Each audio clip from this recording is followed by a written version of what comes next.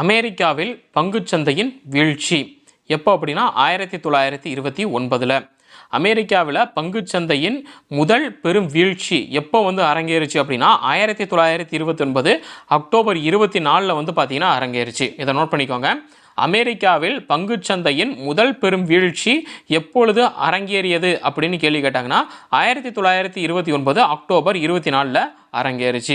அன்றைய தினம் நியூயார்க் நகர பங்குச்சந்தையில் பங்குகளின் விலைகள் செங்குத்தாய் சரிந்தன அப்படின்னு சொல்கிறாங்க. இந்த செங்குத்தாய் சரிந்தன அப்படின்னு என்ன அர்த்தம்?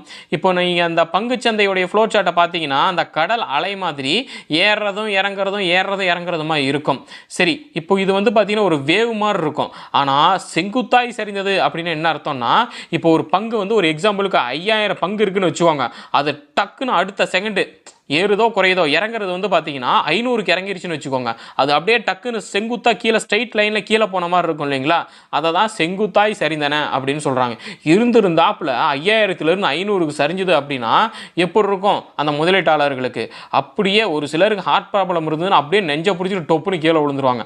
அந்த மாதிரியான ஒரு சரிவை பார்த்தீங்கன்னா எதிர்கொள்ளுச்சு அமெரிக்க பங்குச்சந்தை. எப்போன்னா 1929 அக்டோபர் 24. நம்பிக்கை இழந்த முதலீட்டாளர்களும் வாடிக்கையாளர்களும் ஏனைய மக்களும் பங்குகளை பார்த்தீங்கன்னா விற்க ஆரம்பிச்சிட்டாங்க. இப்போ 5000 பங்குல ஒரு எக்ஸாம்பிளுக்கு தான் சொல்கிறேன், 5000 பங்குன்னு சொல்லலை.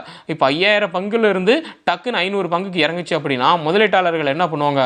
ஐயோ சாமி, என்னடா இவ்வளோ இறங்கி போயிடுச்சு, ஐயோ இன்னும் கீழே இறங்குறதுக்குள்ளே நம்ம பங்கை விற்று கம்முன்னு காசை மட்டும் எடுத்துக்கிட்டு இருந்துடலாம் மாட்டேங்குது அப்படின்னு நினைப்பாங்க இல்லையா?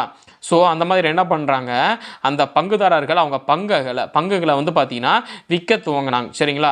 ஆனால் இருப்பில் இருந்தனவற்றையும் விற்று தீர்க்க தலையிட்டனர். அதாவது என்னென்னா, அவங்ககிட்ட எத்தனை இருக்கும் அத்தனையும் இருப்பில் இருப்பனவற்றை விற்று தீர்க்க நினச்சாங்க எல்லாருமே. ஆனால் அந்த பங்கை வாங்குறதுக்கு தான் ஆள் இல்லை. ஏன்னா பங்குச்சந்தை பார்த்தீங்கன்னா முன்பு எப்பயுமே இல்லாத அளவுக்கு சரிவுக்கு போயிடுச்சு. சரிங்களா? அப்படி இருக்கும்போது இவங்க வித்தரலாம் அப்படின்னு நினைக்கிறாங்க.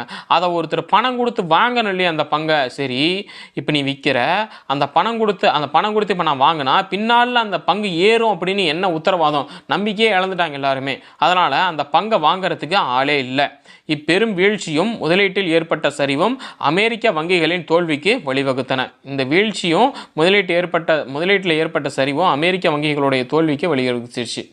சரியா? இப்போ பார்த்தீங்கன்னா லாஸ் ஆனவங்க என்ன பண்ணுவாங்க? வங்கிக்கிட்ட போய் என்னையா லாஸ் ஆகிடுச்சு அப்படின்னு கேள்வி கேட்பாங்க இல்லைங்களா? அதான் அமெரிக்க வங்கிகளின் தோல்விக்கு இது வழிவகுத்துருச்சு. ஏன்னா அவங்களும் பார்த்தீங்கன்னா ஷேர் மார்க்கெட் இதில் இருப்பாங்க இல்லைங்களா? பங்கு இருக்கும் இல்லையா? அவங்களுக்கு சரிஞ்சுது அப்படின்னா அவங்களுக்கும் அது பெரிய இழப்பு தான். 5000லேருந்து 500க்கு சரியுது அப்படின்னா வங்கிக்கும் அந்த ஷேர் இருக்கும், வங்கியோடைய ஷேரும் டவுன் ஆகும், அவங்களுக்கும் அந்த வங்கிகளுக்கும் பார்த்தீங்கன்னா லாஸு தான்.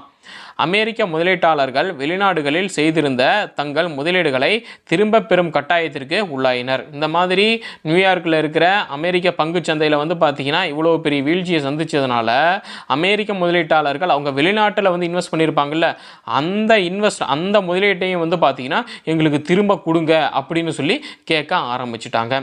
இதுதான் பார்த்தீங்கன்னா அமெரிக்காவில் பங்குச்சந்தையின் வீழ்ச்சி, அந்த பெரும் வீழ்ச்சின்னு சொல்லலாம். 1929 அக்டோபர் 24 ஏற்பட்ட வீழ்ச்சி.